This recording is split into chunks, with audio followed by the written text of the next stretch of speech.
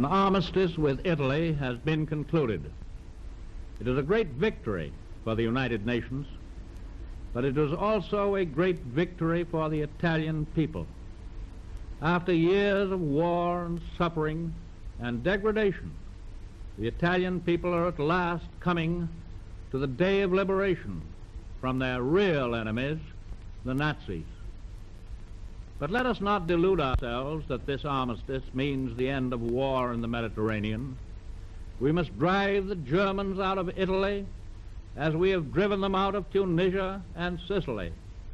We must drive them out of France and all other captive countries. And we must strike them on their own soil from all directions. Our ultimate objectives in this war continue to be Berlin and Tokyo. I ask you to bear in mind that these objectives mean that we have still a long way to go before attaining them. The great news that you have heard today from General Eisenhower does not give you license to settle back in your rocking chairs and say, well, that's over. We've got them on the run. Now we can start the celebration. This war does not and must not stop for one single instant. Our fighting men know that. Now it is your turn. Every dollar that you invest in the Third War Loan is your personal message of defiance to our common enemies, to the ruthless savages of Germany and Japan. And it is your personal message of faith and good cheer to our allies and to all of the men at the front. God bless them.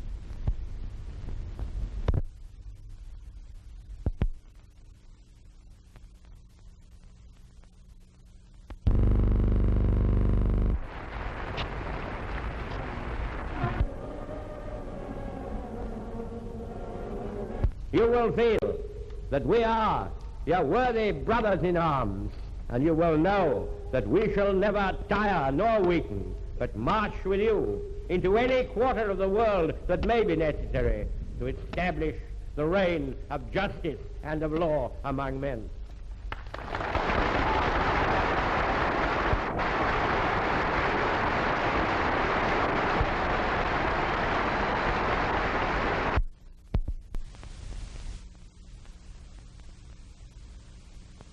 An attack on the German war machine with no frills. A day's work for a small unit of the great able to take you on a flight over occupied Europe.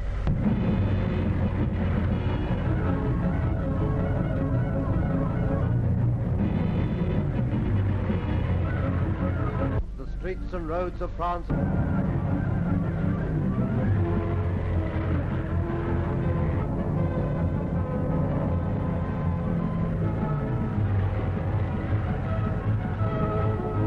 Explode.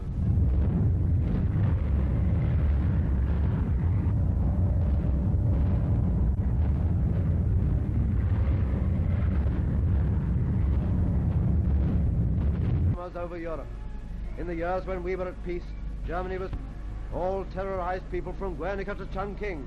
See poetic justice born in triumph on those black wings.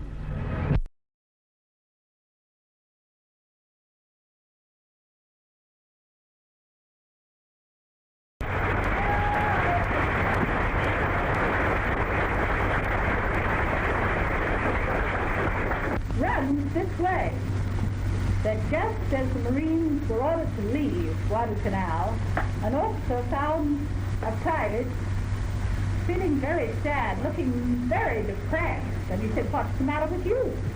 And he said, "Oh, I just can't go home. I haven't shot a Jap." And so the officer said, "Well, listen, I'll tell you what to do. You go up to that ridge over there and jump up all of a sudden and say, 'The hell with Hirohito,' and they'll jump up other people all around, and if you shoot first, you'll get a Jap."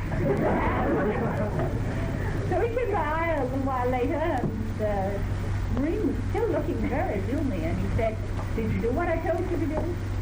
And he said, "Yes, sir, yes. I ran up there, and I did just what you told me to do, and I said, to hell with tyranny, and they jumped up just as you told me they would, but they all shouted, to hell with Roosevelt."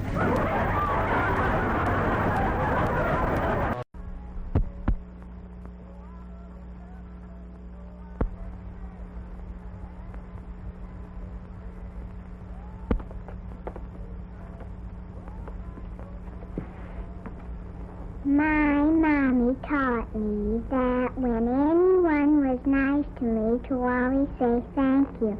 And you've been awful nice to me and all the other children like me.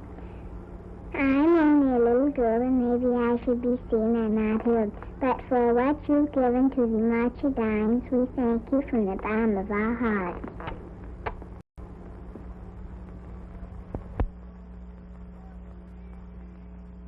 И украинской. В многолюдной среде городов наших он был один.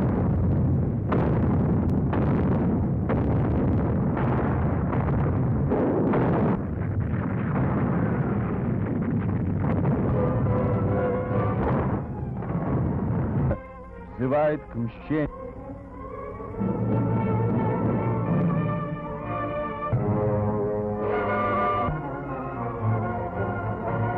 Героями первые объятия.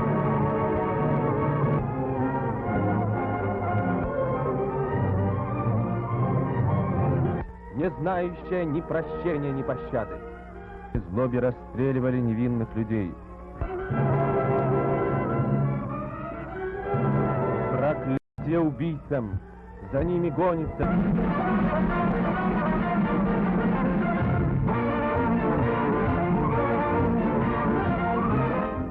Synthetic rubber, one of wartime's newest industries, one of America's, but that doesn't mean that there will be tires for civilians right away. And here is why. The rubber products are tremendous.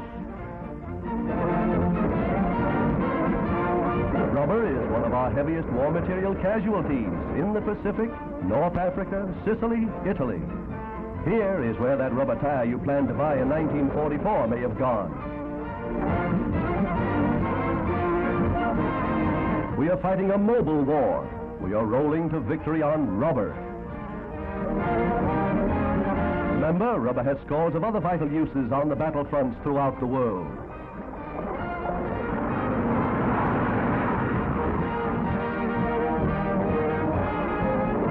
Workers to make large quantities of civilian tires yet.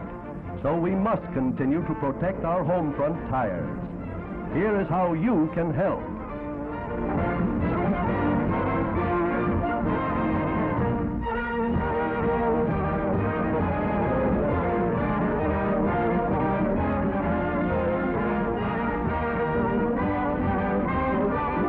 Recap your tires before it is too late.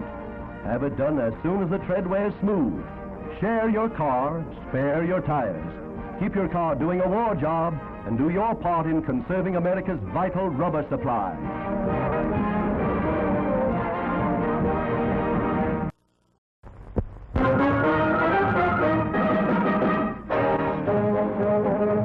General MacArthur springs another surprise on the groggy Jap forces. Men of the 1st Cavalry get set to go ashore on Los Negros Island in the Admiralties. First, naval guns shell Jap batteries on the island, driving the enemy inland.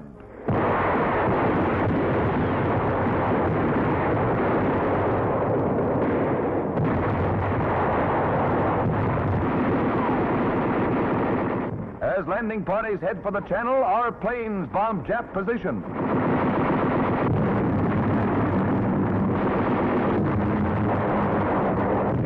This is part of the combined Pacific drive that has almost completely shut off 72,000 Japs from their home bases. The capture of Los Negros bypasses Rabaul and further neutralizes that important sea and air base.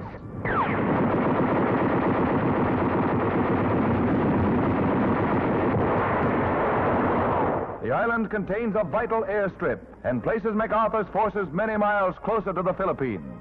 Signal Corps pictures show the general inspecting the strategic prize.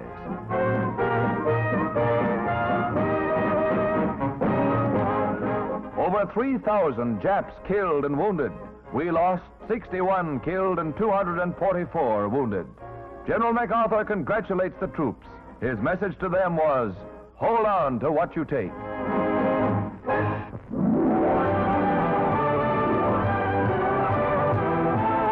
Generalissimo and Madame Chiang Kai-shek inspect the composite wing, a unit of young Chinese airmen trained in the United States and under the command of both American and Chinese officers.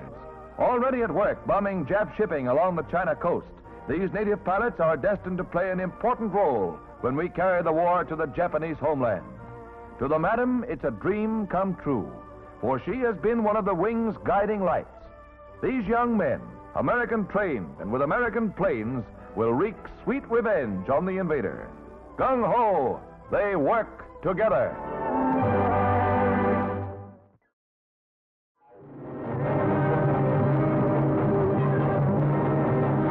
With Berlin in ashes, a desperate Luftwaffe strikes back at London with telling effect.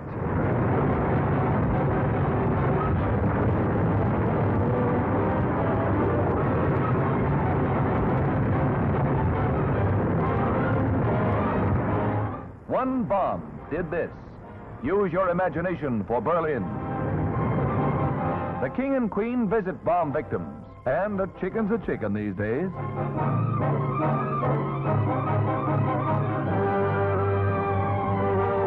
But a terrific anti-aircraft barrage and night fighters make the raiders pay. It'll take more than this to halt the winning Britain.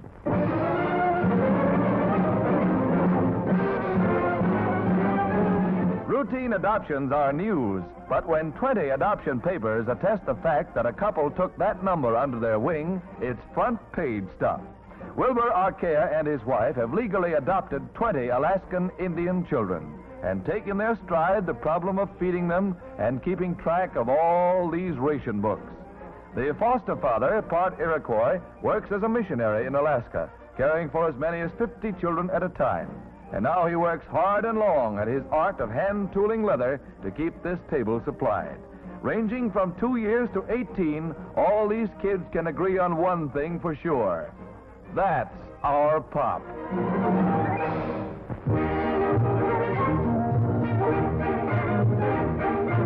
RDX, most powerful explosive in existence.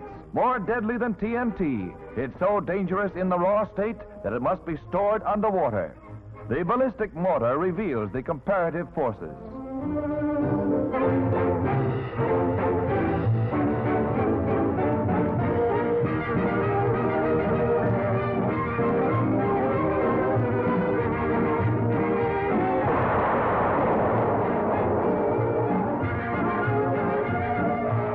RDX was known both to the Axis and the Allies, but it remained for the Allies to harness it, as shown at a Canadian military laboratory.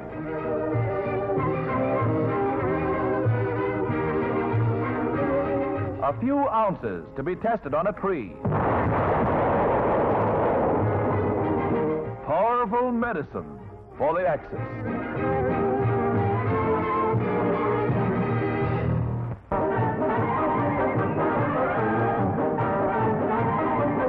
In response to the waste paper salvage drive, huge trucks loaded with bales of waste paper roll up to paper mills like McEwen Brothers in Whippany, New Jersey every day. So it's into the vat for the old paper and the reprocessing starts. This titanic paper-making machine is turning old waste paper into nice new cardboard to help package material to be shipped to our many fronts. Like magic, the great machine does its job, and you help in the waste paper campaign which makes this possible. Keep it up.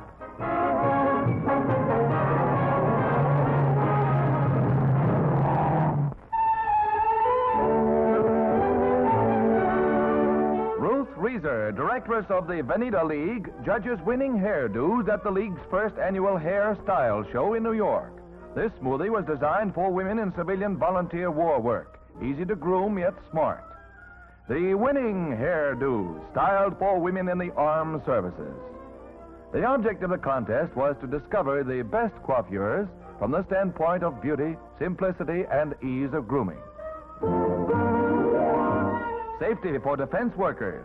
the 7th column, a sleek hairdo that will fit snugly under helmets worn in war plants, preventing accidents. For the Red Cross lass, a worthy cause, remember? And with a seagoing tilt, we say, ahoy!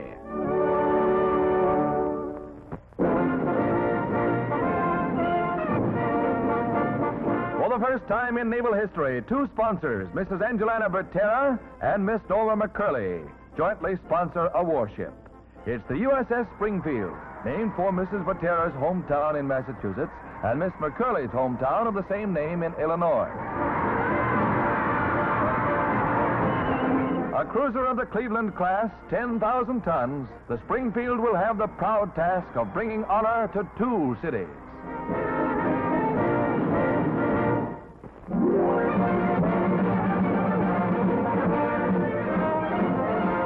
Nemesis of the U-boat, the blimp has played an important role in keeping our sea lanes open. And today, 10 of the training type go aloft for mass maneuvers. They are being manned by cadet pilots who have completed their training here at Moffett Field, California. These smallest blimps are used only in training and plenty difficult to fly in formation because of the wind drift. These men go to sea in patrol blimps, so if there's a U-boat left along our coast, it had better duck for home.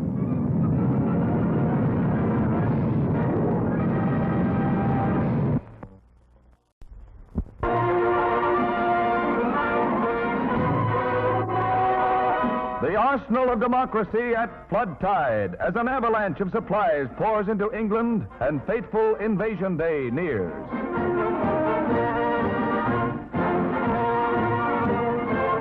Trained to razor edge, the troops are inspected by General Eisenhower, accompanied by Air Marshal Tedder and General Montgomery, two of his deputy commanders.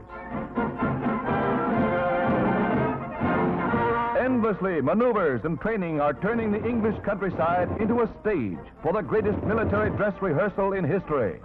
Britain's newest tank destroyer, the Piat gun, a 35-pound killer.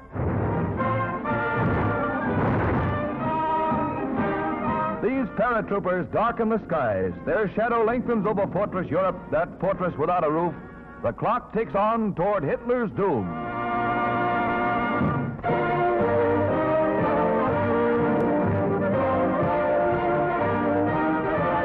War is not all flags flying and victorious armies marching. On the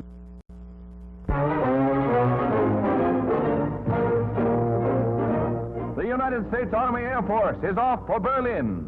Bucking a 70-mile-an-hour headwind, our flying forts hit temperatures ranging as low as 58 below zero as it bombs away over the German capital.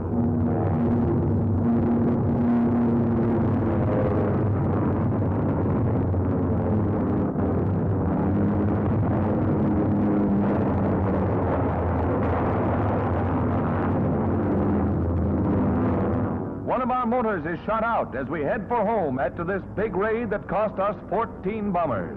That channel is a welcome sight.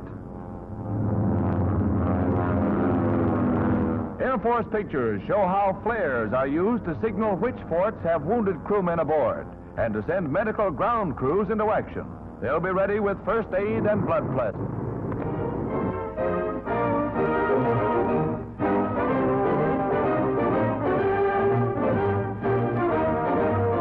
The first American flag to fly over Berlin. Heroes of the 8th Air Force. They tell of their first daylight raid. I'd like to introduce the pilot of the crew on this lead ship, Lieutenant Brown. Brownie? Colonel, I was glad that I was along with him. I don't care about too many of them like that. Fine. Sergeant, you were flying as waist gunner in the sock robbers. Well, Colonel, all I got to say was my birthday that day, and it was a hell of a place to celebrate a birthday, but it was well worth it to be the first one to go over Berlin. Well, boys, how would you like to go over again?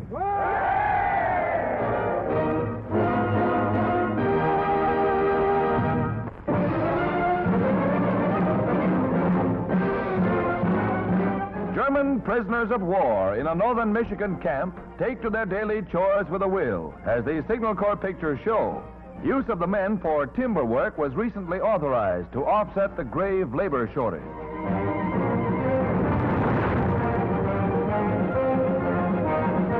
Many of these men are expert shoemakers.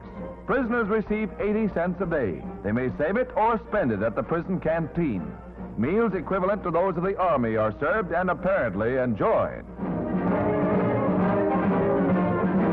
There is no boredom here. This is imprisonment in humane America.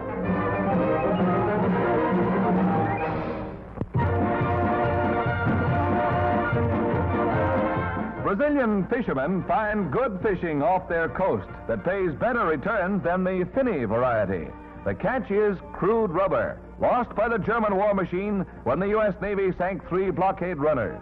The German ships were bound from the Dutch East Indies with their vital cargoes when caught and sunk.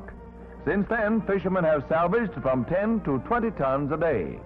Hitler's loss will help keep our war machines rolling.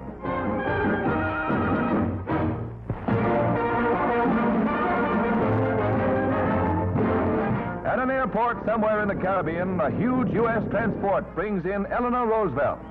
Signal Corps pictures show her stopping off here on one of her many trips. The Caribbean is important in America's defensive pattern, and Mrs. Roosevelt, with General Shedd, reviews the troops that are the bulwark of our far-flung defenses to the south.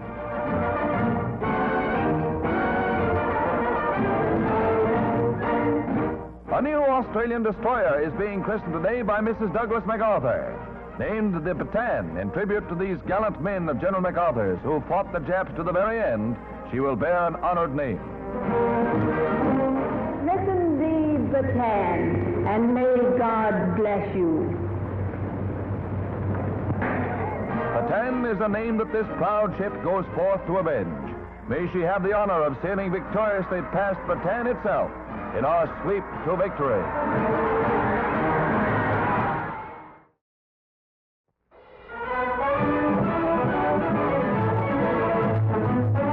A task force raids the Saipan-Tinian Islands in the Marianas Group.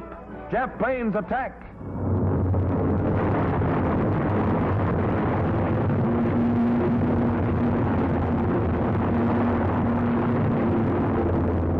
"29 Japs shot from the sky.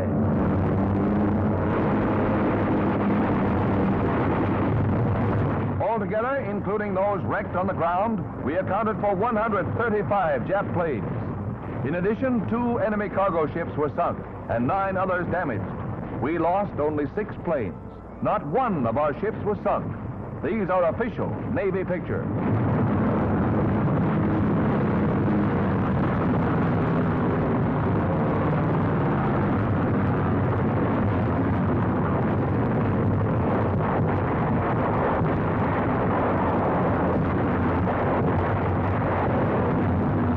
Navy didn't turn up, as usual, even though the enemy detected our approach well in advance.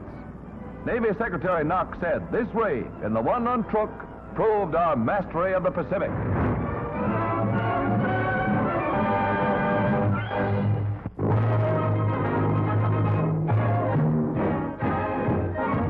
The Great Harp drips with rain, but it takes more than water to dampen the Irish come St. Patrick's Day in the morning.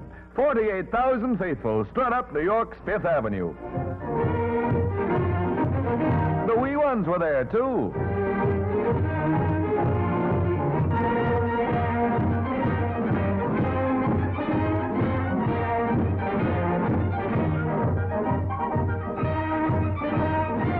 Mayor LaGuardia was invited.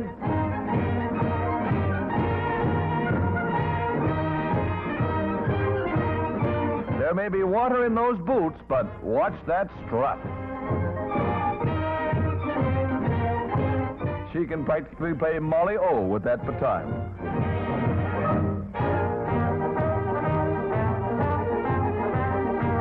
Sure, and it's a long parade with many of the fighting Irish missing. Today, they're fighting on nearly every Allied front. May St. Patrick be with them.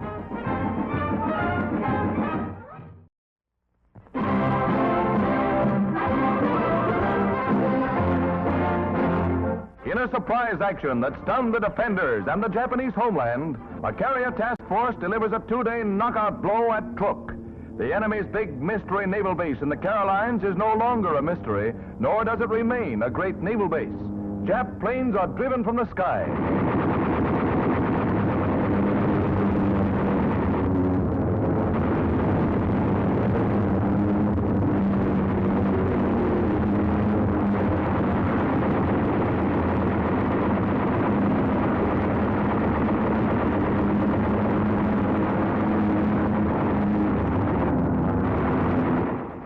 And 1 enemy planes destroyed, another 50 damaged.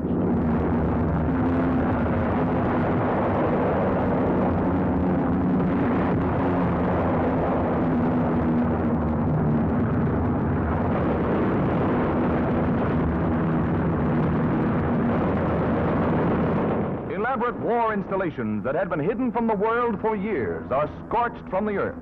23 Jap ships sunk. 6 more probably a total loss, and 11 badly damaged. 40 vessels, totaling in all between 75 and 100,000 tons.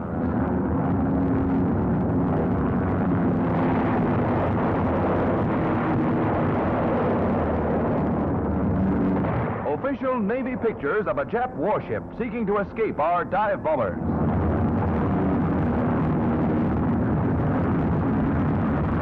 A ship blasted in half.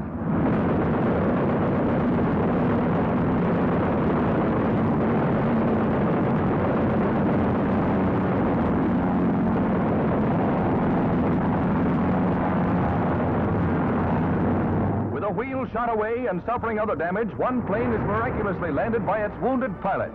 We lost only 17 planes and no ships in this battle. An heroic victory and a death blow to the Japs' pride.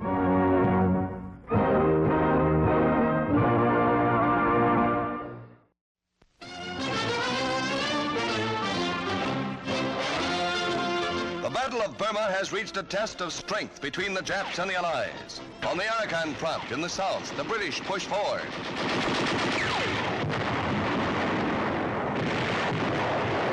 The Tommies haven't lost their sense of humor in this grueling jungle warfare. There are no shows from home to bolster their morale, but they take care of that themselves. The advance is covered by an umbrella of planes.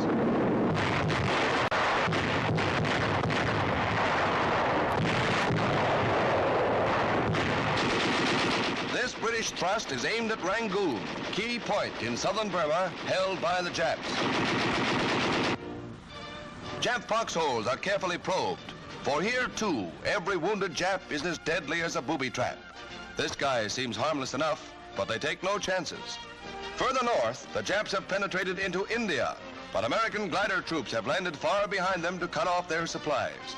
After careful examination, the foe is carried to the rear with our own wounded. Not many weeks of jungle fighting remain in Burma, for soon the monsoons will set in, turning it into an impassable quagmire. What the Jap strategy will be may be found in the examination of captured equipment. It's far from the last round in the battle for Burma.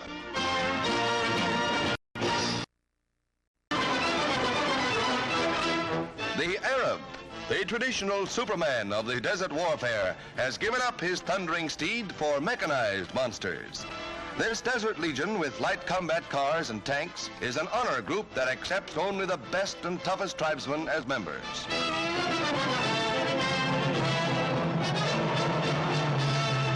Working with the only chassis available, they armor-plated the cars themselves, turning out a job comparable with assembly lines in America. They show again that Arabia means she is prepared to take care of herself. After requests are urgent and they carry proper permits. Previously, it was an easy matter for Axis agents in neutral era to travel with impunity. Now, every traveler, even a jaunting car pilot, comes in for a close going over. Later, phone communication was ended.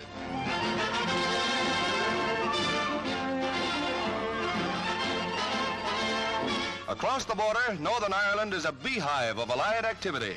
An important receiving point for invasion supplies, it's now safe from prying.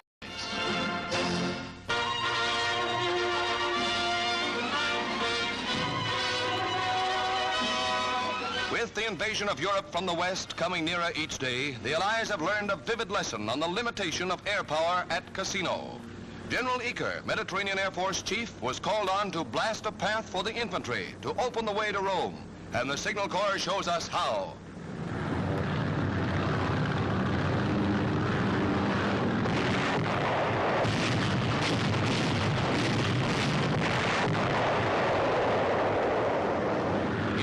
bombers dropped thousands of tons.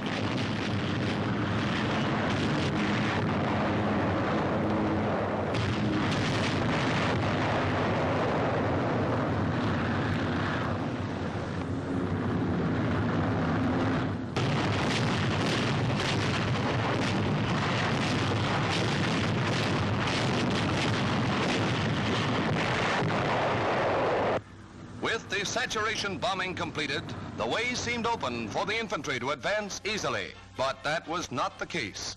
As General Eaker, the Air Force chief, put it, the bombing had little effect on the general result. The enemy forces in their cellars and underground passages were not affected. Casualties were high as a confident infantry moved up. A lesson for the future is learned. A determined enemy, well dug in, can hold out against the most terrific air attack. Cassino was not a defeat, but the Germans have stopped us temporarily on the road to victory.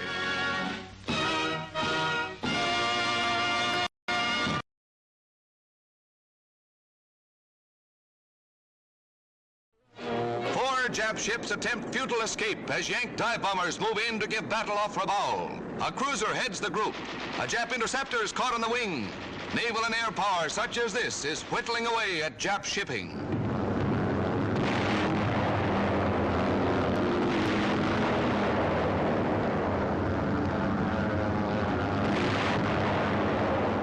Navy wing cameras show the type of action that has carried task forces deep into Japan's secondary defenses at Palau, 500 miles from the Philippines.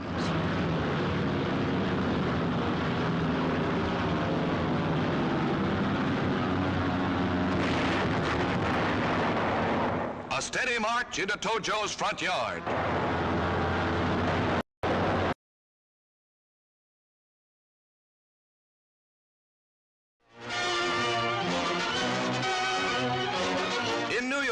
Secretary Morgenthau and Charles Skouras examined the giant review of the motion picture industry's fourth war loan drive. A campaign was conducted to sell a bond for every seat in 16,000 theaters.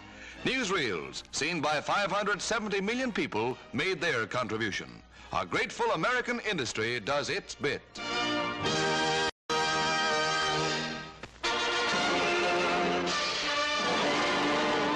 As Old Man Sunshine moves northward, well-filled bathing suits move with him. The college in Chicago is the scene of this bevy of pulchritude. A preview in profile of what the well-dressed beach dunker will almost wear this summer.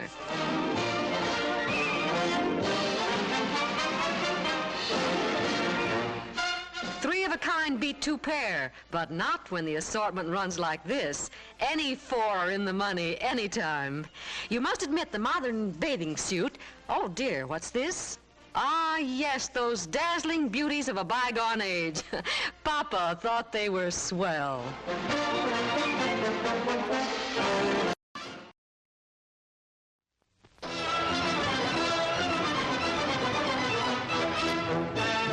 The Jap can imitate, but he can't invent. That was proven again by the late General Wingate, shown in Burma with Lord Louis Mountbatten. The English general taught the Jap, with the help of Colonel Phil Cochrane here, Flip Corkin of the comic strip, that we're better jungle fighters than any snipers they ever lashed in a tree. General Wingate, who was killed in a plane crash, thrust deep into Burma with his raiders to harass the Japs, and all through his campaign he was supplied by air. Planes keep our men armed and fed as they fight far back of the Jap armies that are attempting to establish a foothold in India before the monsoons begin.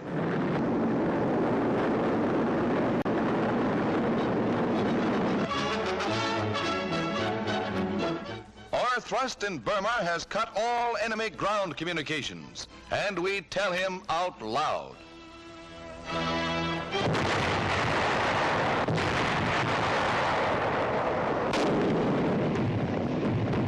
Most of the troops harassing the Japs were flown in, and prisoners have said their high command was caught asleep at the switch.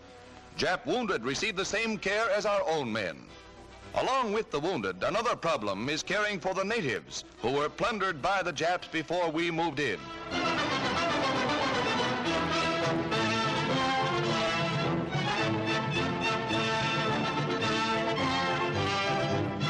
American-trained Chinese who took Mangwan, key center in Burma, camp by a Buddhist shrine before they push on.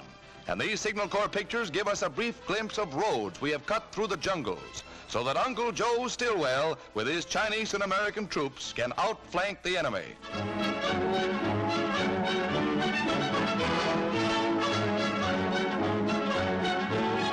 Today, China has the weapons to fight.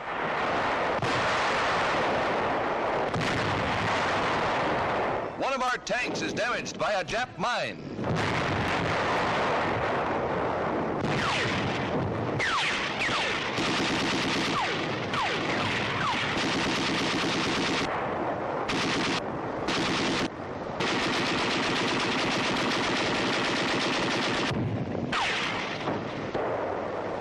Every dead Jap is a symbol of Chinese vengeance.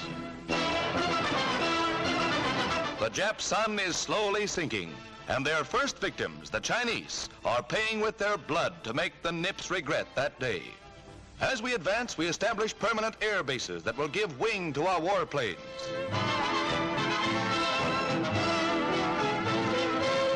And it's a happy birthday for General Stilwell on the Burma front as he cuts the first piece of cake for his son, a colonel. 61 years young, Uncle Joe has reason to celebrate the success of his campaign in Burma. Everybody congratulated him, but Joe.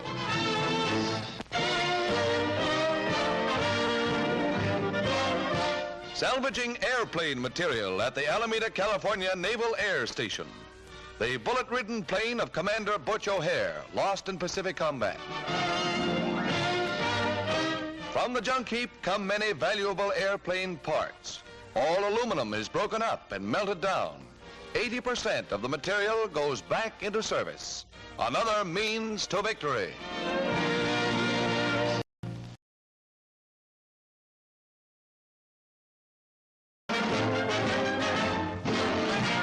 Where there's fighting, there's Irish. And General Alexander, himself an Irishman, observed St. Patrick's Day on the casino front with an Irish regiment and the traditional exchange of shamrocks.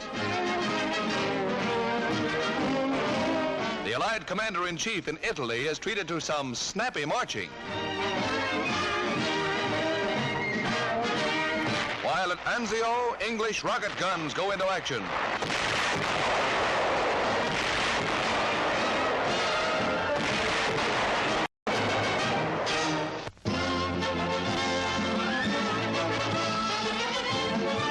A Yank task force off Saipan Island in the Marianas attacked by Jap planes by the enemy.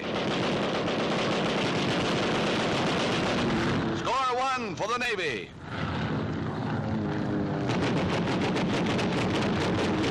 Two down, 1 to go.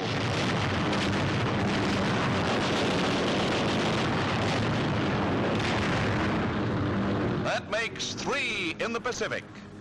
On the other side of the globe, the Navy strikes again. A seaplane tender attempts to ram a German submarine in the Atlantic.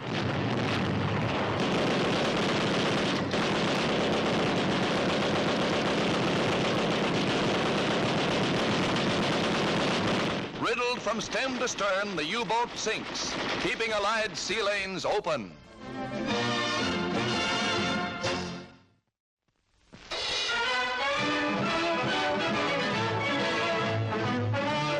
Outpouring of America, industrial giant. New York Harbor teems with the cargoes of war bound for invasion. The bridge of ships ferries tirelessly to British docksides, the other end of the bridge.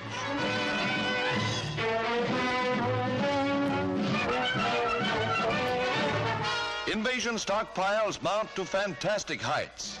This is why your tires must do. Just name it and they've got it. It's all there.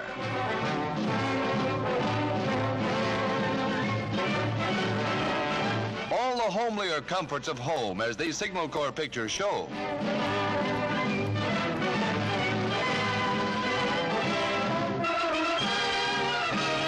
Good reasons why we can't have metal gadgets at home. On these pontoons, bridges will be built. Plane motors to thunder victory, and gas to feed them. But the king's deer have only a mild interest in the proceedings. The arsenal of determined armies and the wheels of victory. Supremacy in the air.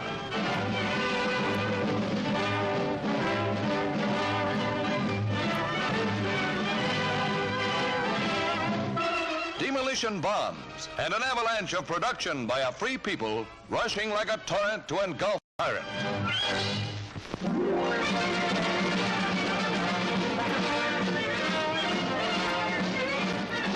One of 38 baby flat tops delivered to Britain by the United States under Lend-Lease makes ready to receive its planes somewhere off the west coast of Canada. First of the carrier's brood lands on the 500-foot deck. The compact carrier is a fully equipped floating flying field with hangars and repair shops.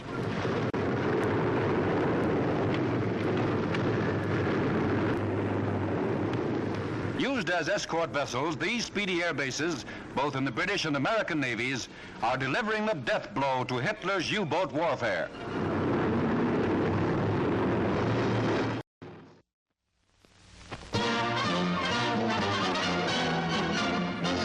In the European theater of operations, Allied power continues to crack down on Hitler's borders.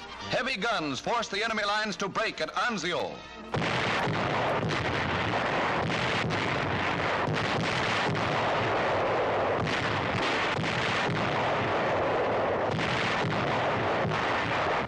In England, General Eisenhower, Supreme Commander for the European theater, makes a tour of inspection.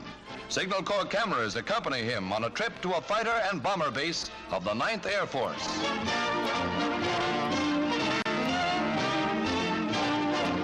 He gets in some target practice.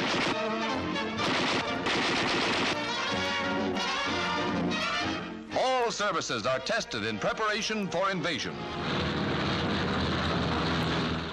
While the tightening up program goes on, American daylight bombers continually hammer at enemy installations.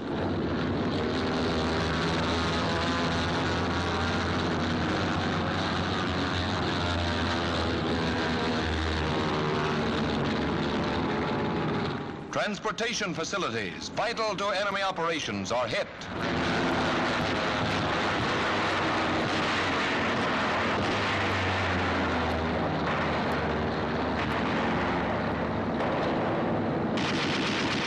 Fighter planes take care of straggling Nazis.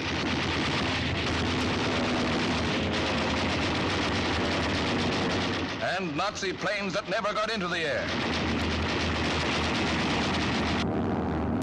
Yank planes wing home at day's end. But with dusk, the RAF heavies take over the job of harassing enemy operations. It's a round-the-clock assignment.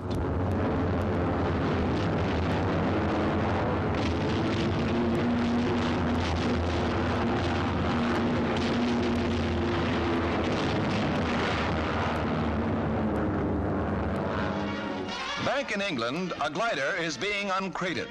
A mobile reclamation and repair squadron operates the assembly field. When they arrived a year ago, no housing facilities were available. So with typical ingenuity, these craftsmen built Shanty Town.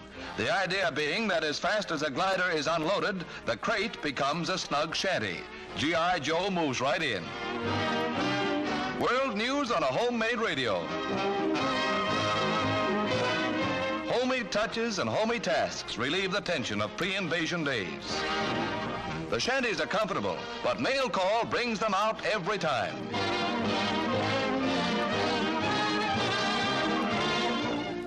A barber shop made from scrap material adjusts the charges to fit the pocketbook.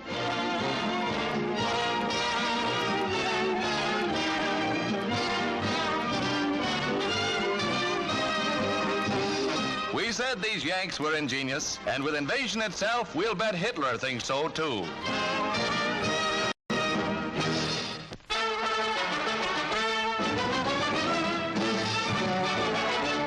Captain Don Gentili and Captain John Godfrey are welcomed in Washington by their families as they return home for a rest. Captain Gentili has 30 planes to his credit, topping Godfrey by 1 Nazi. But you can be sure that Mother Godfrey is proud of her boy. Captain Godfrey worked as wingman for Gentili, a combination that couldn't be licked.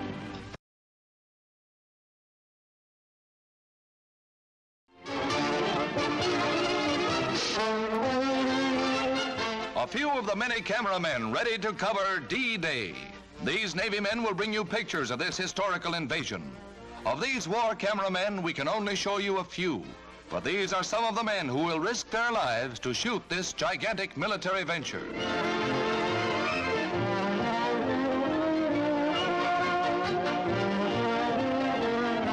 Here's Frank Purnell of Universal. He was wounded 9 times taking pictures under fire. Working with the newsreel men will be the Army combat photographers.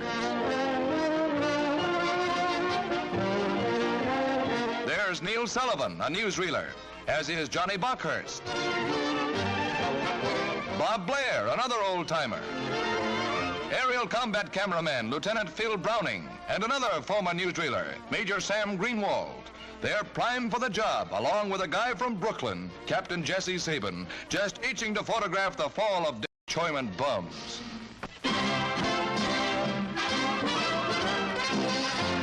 An airborne army striking from the skies. That's the glider and carrier troops demonstrating their training at Laurenburg-Maxton Base, North Carolina.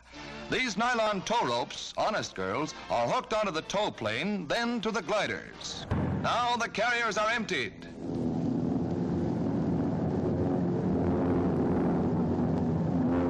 Split-second timing is demanded when these troops of the 1st Carrier Command hit the ground. The ticklish business of bringing in the gliders on rough terrain and in close formation.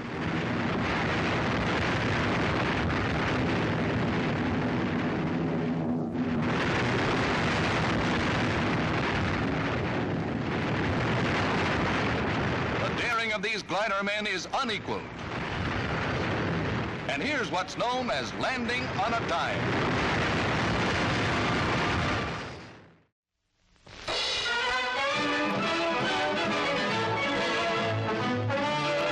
Night closes down on the Italian front, and Allied guns stab at the Nazis.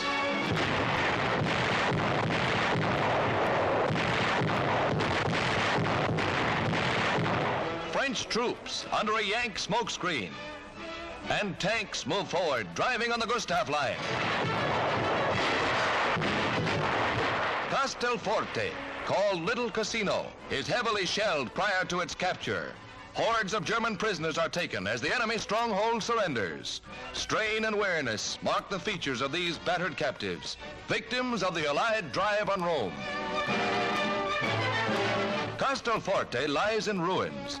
These Signal Corps and newsreel pictures show the drive that united the main Allied forces with those stubbornly holding the Anzio beachhead.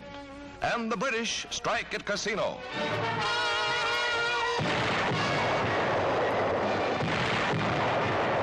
Here, too, many prisoners are taken. The Gustav line and the Adolf Hitler line reel under the blows of our forces. The ruined Benedictine Abbey on Monte Cassino, long a German fortress, is abandoned.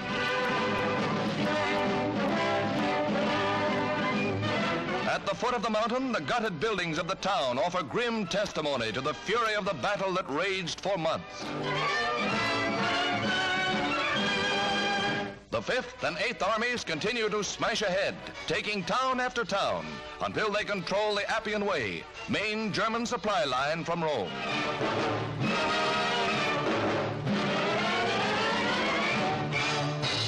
Bombed out Italian townsfolk, some of them withstood terrific barrages, hiding deep in the ruins.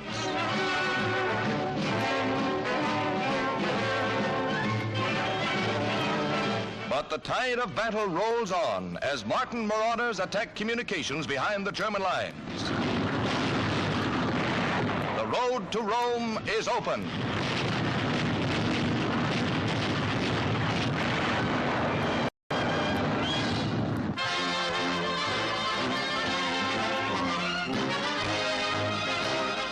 This is shattered, bomb-blasted Berlin, burning and crumbling under the ceaseless Allied hammering. These captured German films show the havoc wrought by concentrated air attack. Herr Goebbels said positively it couldn't happen. Is smoke getting in your eyes, Herr Goebbels?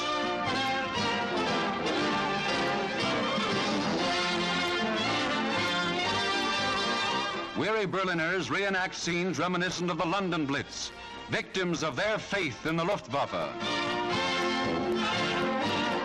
50,000 tons of bombs are the price of belief in Hitler, whose capital is dissolving with his regime.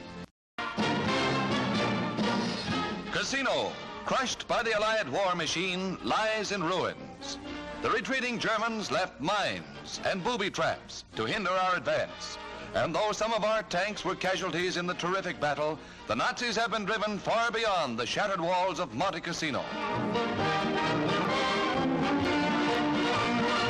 Commanding officers of British, American, and French armies, including Generals Alexander and Truscott, and the leader of the American 5th, General Mark Clark, planned the drive on Rome.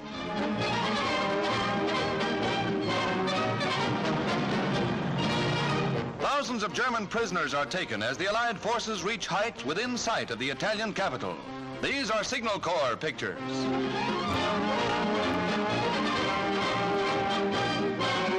A German secret weapon, the Death Wagon, captured on the Italian front. This radio-controlled tank is designed to deliver 1,000 pounds of explosives. Another of Adolf's surprises, a human torpedo, was driven ashore near Anzio. Its one-man crew, a 17-year-old Kriegsmarine, a 6-month veteran, is proud and defiant. Who find out what makes the suicide craft tick?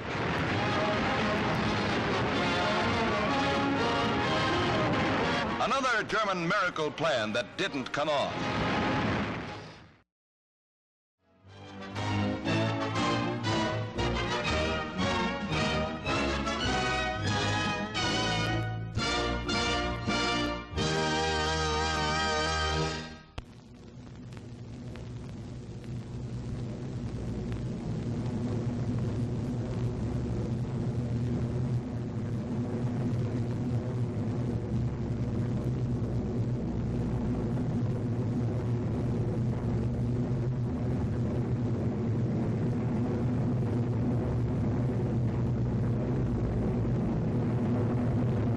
This is Europe.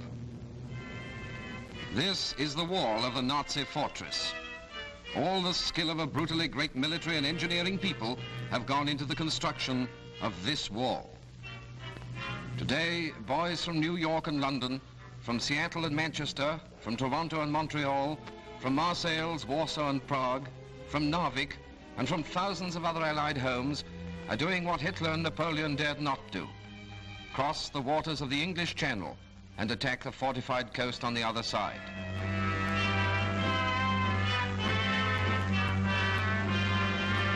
The target is the German army and its leaders, who are probably not smiling today.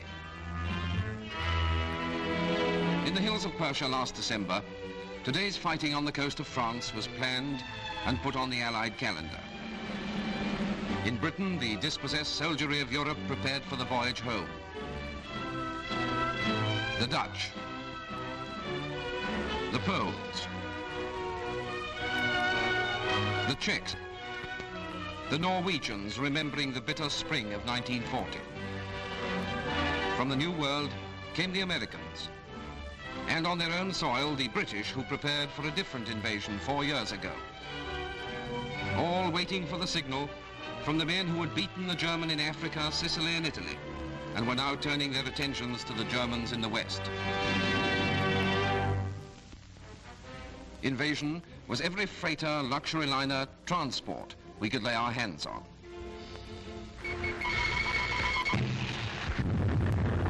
Invasion was the Navy and Coastal Command aircraft fighting their unending war with the Nazi submarine fleet over all the sea and air highways to Britain.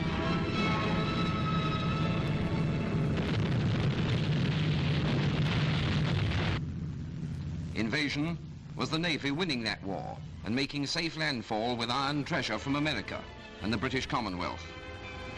The smoky docks against which the Nazis had vainly sacrificed the cream of the Luftwaffe rumbled with the weight of British and American arms and equipment. GIs and lance corporals and grizzled civilian longshoremen worked the cranes and hooks that swung the martial wealth of the free world onto the soil of Britain. Here was Montana's copper, Australia's wheat, Pennsylvania's steel, Texas cattle, the nimble fingers of the women in the aircraft factories of California, the sweat and muscle of the Canadian mines.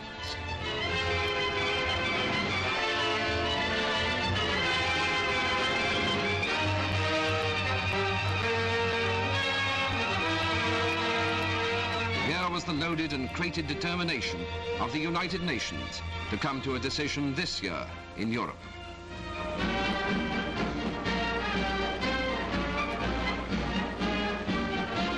Here were the men who would come to stand side by side with their allies, facing the European coast from the Arctic tip of Norway to the Bay of Biscay.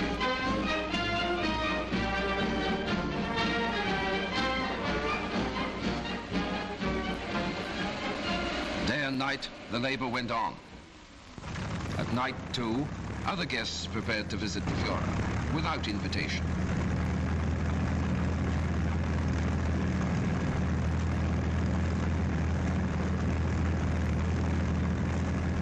With Britain's young heroes flew the men of the Royal Canadian Air Force and the Royal Australian Air Force, and backing the enormous flow of highly trained flying men into the operational squadrons was the great British Commonwealth Air Training Plan, its training fields stretching across Canada from coast to coast.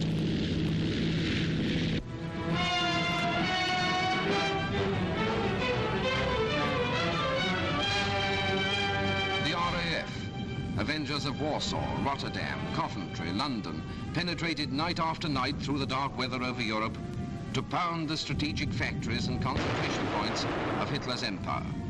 The aircraft factories, the munition works, the truck assembly plants, the power plants, Munich, Hamburg, Cologne, Nuremberg, Brunswick, Frankfurt, Hanover, Essen, Berlin.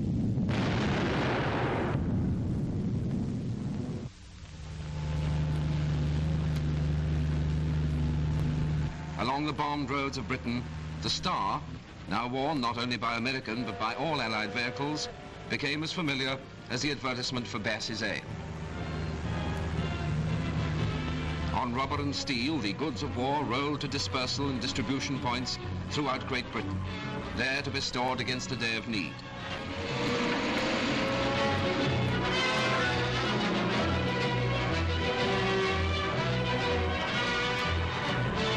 Countless man-hours, tremendous feats of energy and organization went into the job of supplying the greatest invasion force in history.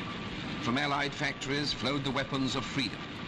The vast potential of the American industry was being realized and added to the output of Great Britain. Night and day, the vast business of assembly went on in preparation for the coming attack. And to carry all this, locomotives, freight cars for the railway lines of the continent.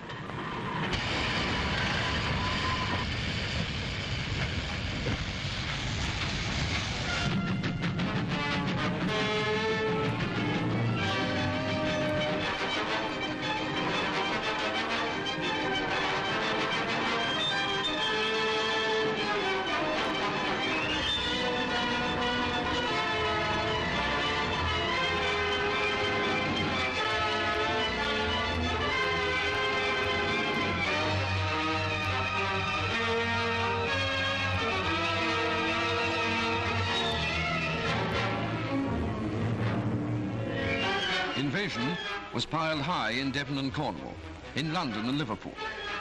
Invasion stretched its long lines of tanks and guns and vehicles down the rolling English roads. To the enemy, a growing menace. To the Allies, the climax of years of endurance and endeavor.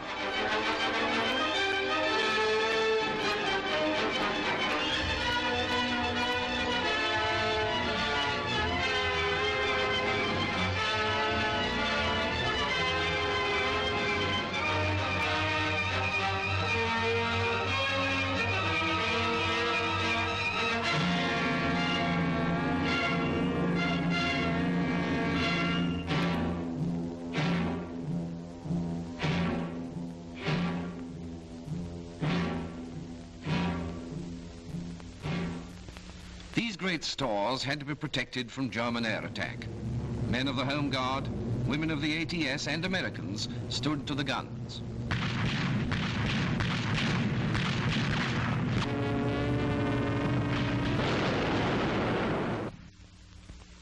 In the waters round Europe, a naval wall was built and maintained.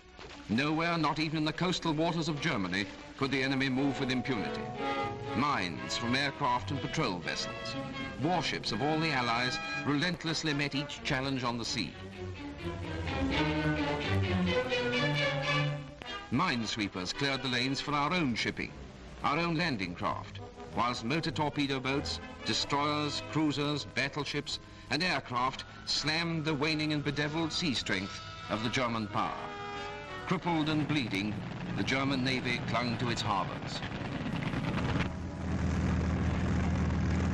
Every day was D-Day for the Air Force. From dawn to dawn, the sound of aeroplane engines filled the air. England, now a green and pleasant unsinkable aircraft carrier, launched immense fleets of planes to scourge the enemy in Europe, blow down his factories, tear up his railroads, explode his ammunition dumps, fight his air force out of the sky, kill his troops wherever they were to be found.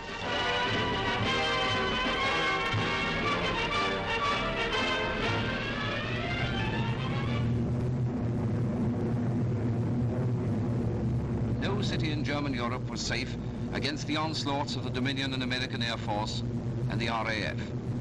Long-range fighters swept the skies all the way to Berlin for the daylight raiders and the forts and liberators.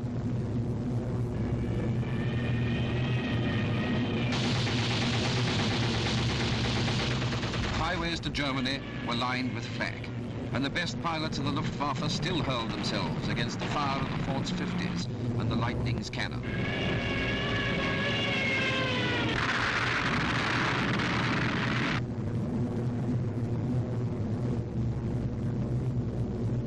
But the bombs were dropped. On the oil refineries, the aircraft factories, the ball bearing plants, on Schweinfurt, Bremen, Kiel, Wilhelmshaven, on the German production centers in France, beating Nazi war industry to its knees with a merciless arithmetic of bomb tonnage.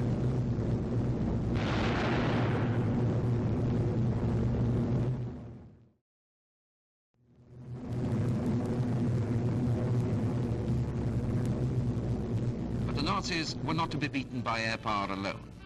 Men on foot, as in Caesar's time, walking into Europe yard by yard, would be needed to break the German army. The infantry of the air maneuvered through the rainy English skies, preparing for paralyzing assaults on inland strategic points in the enemy's defense. Toughened and ready, the paratroops were a threat against which no wall of concrete and steel could be erected.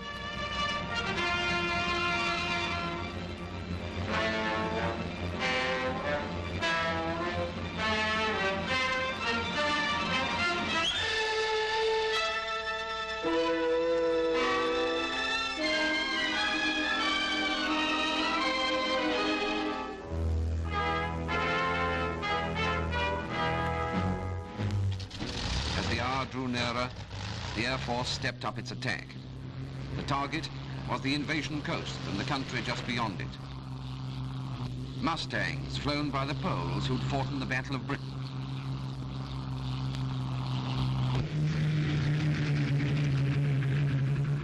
Medium bombers flown by the Lorraine squadron of the Free French, revisiting their native land daily.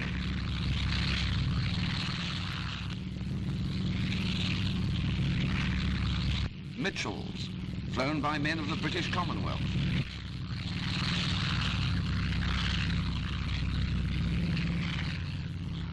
Marauders flown by Americans who fought against Rommel's Air Force in Libya. Darting in low over the channel to rock the German army back on its heels before it could set itself for the final assault.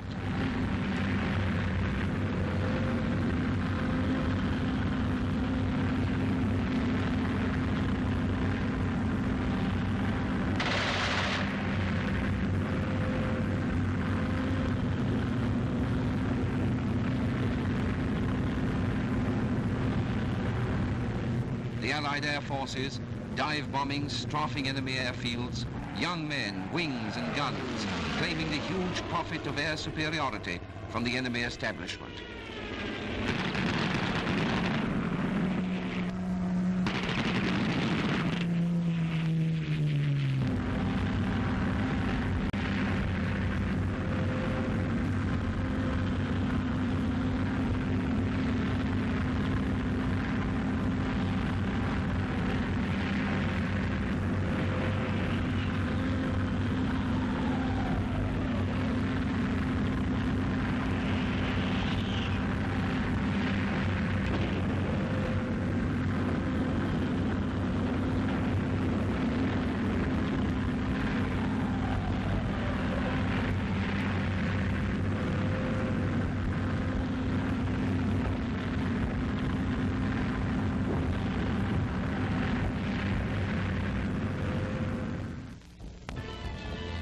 In the coves and harbours of Britain, the ships that were to carry the army to Europe were collected.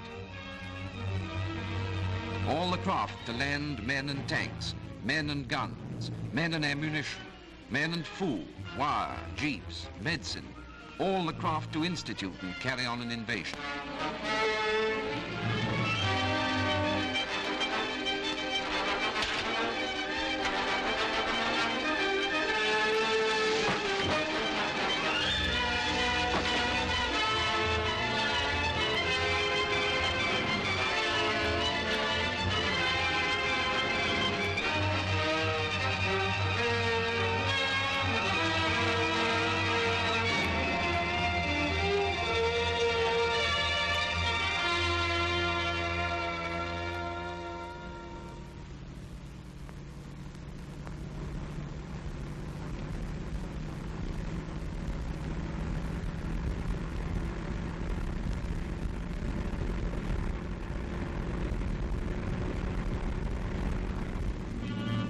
The time had come for the final rehearsal.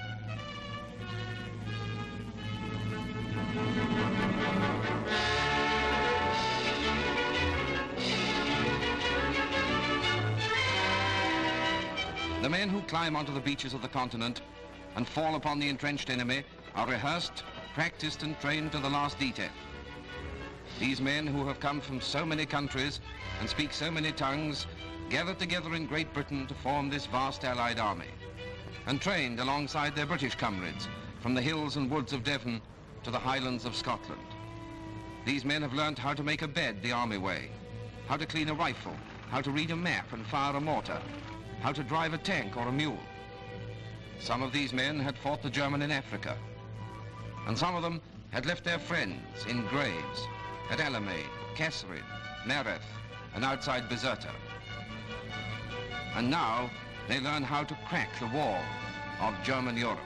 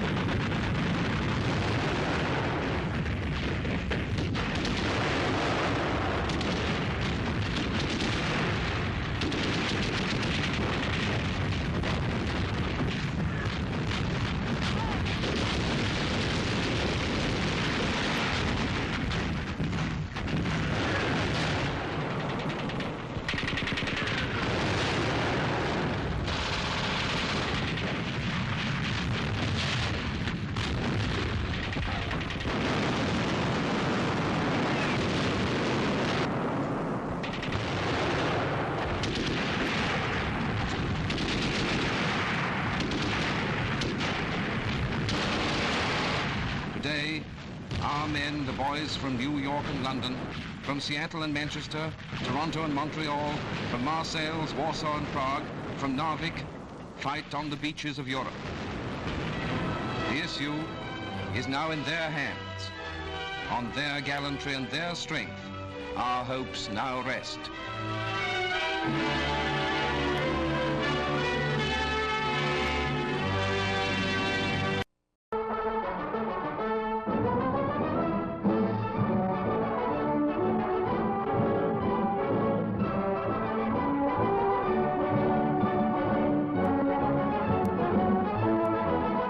The most powerful invasion air force ever launched. Some of the 11,000 planes that opened the path through the so-called impregnable Atlantic Wall. Between Relive and Cherbourg in Normandy, the Allied lightning strikes.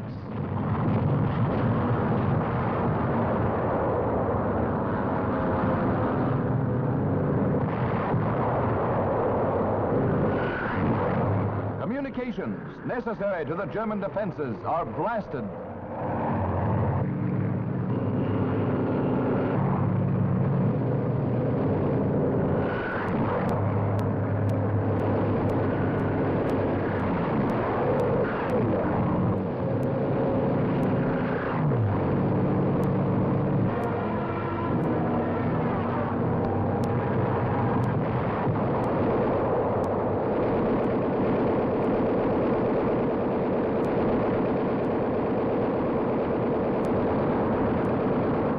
And now, back in England, a 50-mile-long air train gets underway.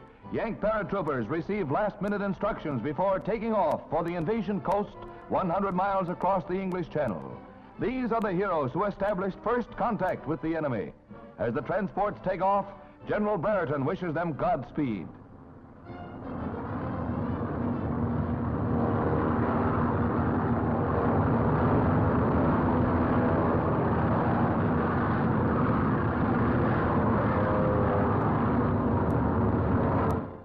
Another set of brave men board gliders.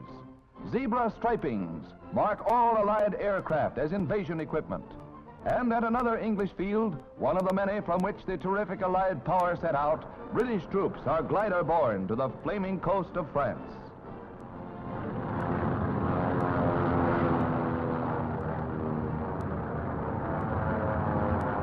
Backing up the mightiest invasion by air, 4,000 ships, combat and landing craft carry the war to the enemy by sea.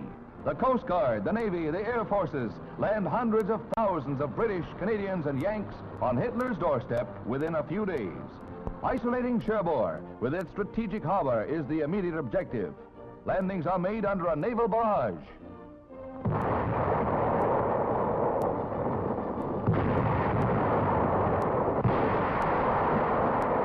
President Roosevelt said, "Let our hearts be stout." And later, Germany is the first on the list for destruction. These troops, bucking the choppy seas in the Channel, heeded his words.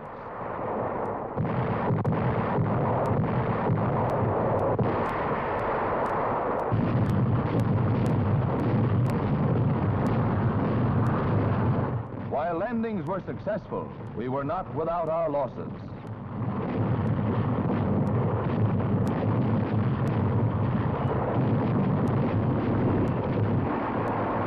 Shock troops move in for the beach assault.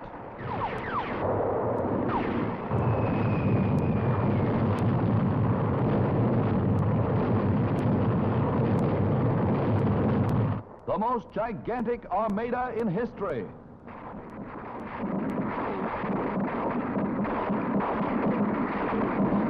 Each hour, and the enemy's hedgehog defenses are ahead.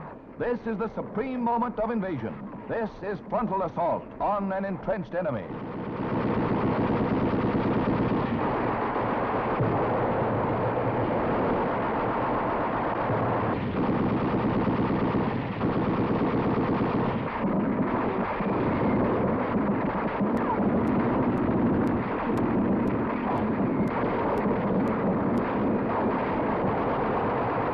Heroic medical corpsmen remove wounded for return to England.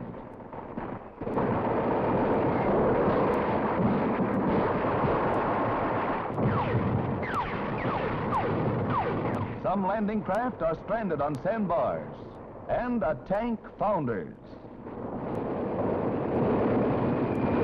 The first batch of Nazi prisoners, the supermen who believed their west wall impregnable, and a Frenchman to whom the stars and stripes spell liberty. He's waited a long time for this. What he says wouldn't pass the censor.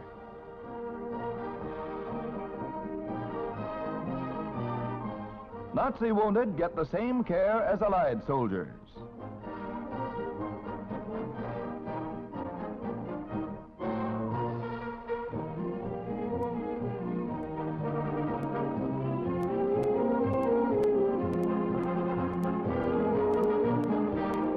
During the landings, the merciless pounding of the entire invasion area continues.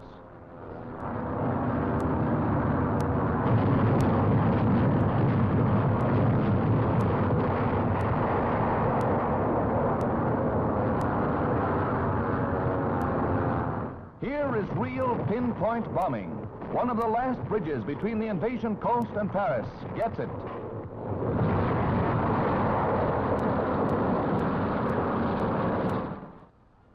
When the beachhead is established, heavier equipment is moved in. Reinforcements for those heroes who are bringing liberation to the people of Europe. The cost of our initial landing was but a fraction of what our leaders expected.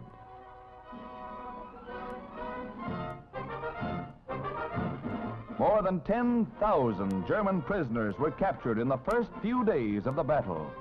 And we know one Hun who's not going to peddle any more Nazi philosophy. The Allied advance is rapid as we mop up town after town.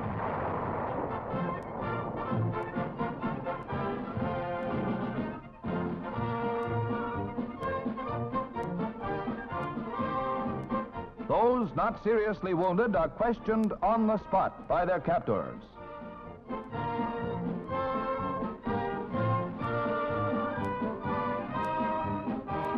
The Allies bagged plenty of equipment from the surprised Germans. Many of the enemy troops didn't know what hit them, and the cooperation of the French aided our cause.